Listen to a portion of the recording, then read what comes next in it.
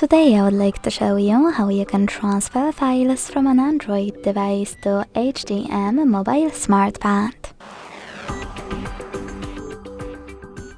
Begin by opening Play Store on both and getting free app code Send Anywhere. When it's ready, launch it.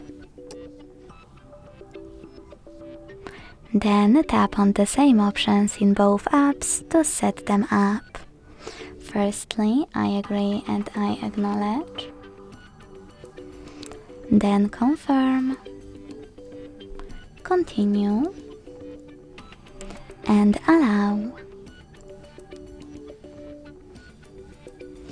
In this window though, about new updates, you can tap on Not Now or close it right away by hitting OK. Then tap on your device's displays and select Send at the bottom left corner of an Android.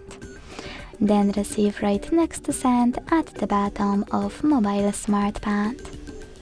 Also on an Android, using all of those categories at the top, select all of your files you wish to transfer. I will go with only a couple just for example.